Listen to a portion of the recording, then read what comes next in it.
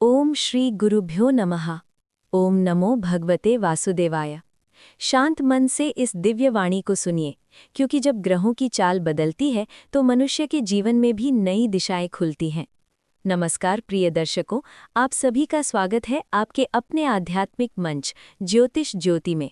मैं आपका गुरुजी आज एक बहुत ही महत्वपूर्ण भविष्य संदेश लेकर आया हूं।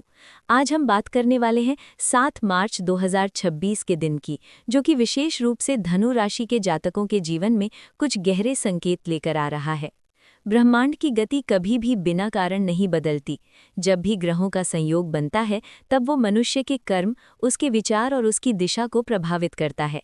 और 7 मार्च का ये दिन कुछ ऐसे संकेत दे रहा है जिन्हें समझना बहुत आवश्यक है। सबसे पहले यदि हम आपकी कुंडली के मूल स्वामी ग्रह को देखें तो धनु राशि का स्वामी ग्रह गुरु होता है। गुरु ज्ञान, धर्म, भाग्य और जीवन की दिशा का प्रतिनिधित्व करता है। जब गुरु की ऊर्जा सक्रिय होती है तो व्यक्ति के जीवन में मार्गदर्शन आता है, लेकिन जब ये ऊर्जा चुनौतीपूर्ण स्थिति में होती है तो मन में भ्रम भी पैदा हो सकता है। 7 मार्च के दिन आपकी कुंडली के तीसरे और चौथे भाव पर विशेष दृष्टि बन रही है। तीसरा भाव साहस और निर्णय का घर माना जाता है, जबकि चौथा भाव मन की शांति और गृह सुख का संकेत देता है। इसका अर्थ ये है कि आने वाला दिन आपके अंदर एक नया साहस भी जगाएगा, लेकिन साथ ही कुछ ऐसे विचार भी मन में ला सकता है जो आपको थोड़ी देर के लिए अस्थिर कर दें। ऐसे समय में व्यक्ति को अपने विचारों को नियंत्रित करना बहुत ज़रूरी होता है, क्योंकि ग्रह केवल संकेत देते हैं, लेकिन जीवन की दिशा हमारे कर्म और हमारे विचार तय करते हैं। प्राचीन ज्योतिष ग्रंथों में एक कथा मिलती है। एक साधु थे जो हिमालय की गुफाओं में तपस्या करते थे। उनके पास एक युवक आया जो अपने जीवन की परेशानियों से घबराया हुआ था।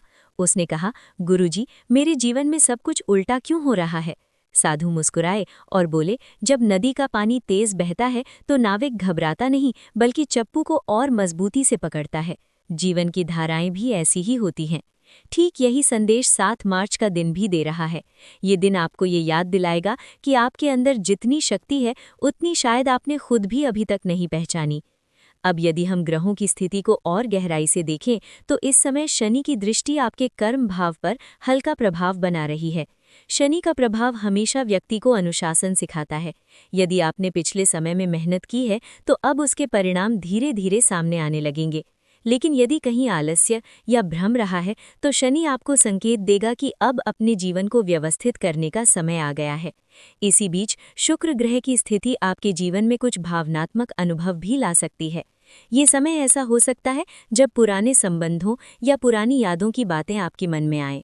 लेकिन यहाँ एक बात समझनी ज़रूरी है, हर स्मृति हमें कमज़ोर करने के लिए नहीं आती।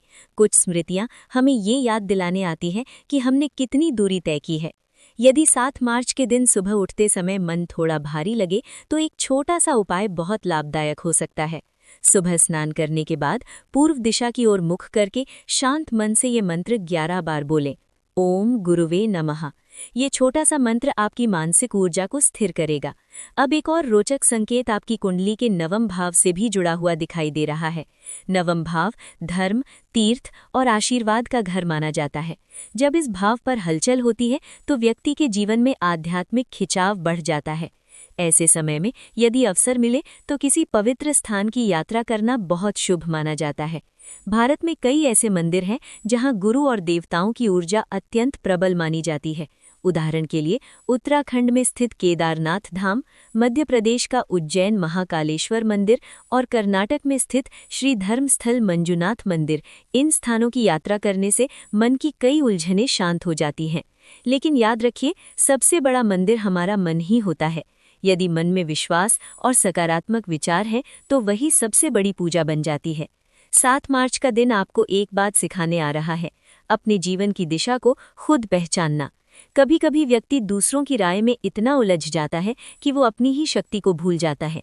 लेकिन धनु राशि के जातकों के भीतर एक विशेष गुण होता है, वे सच्चाई को खोजने की क्षमता रखते हैं। और जब ये क्षमता जागती है तो जीवन के रास्ते खुद ब खुद साफ होने लगते हैं।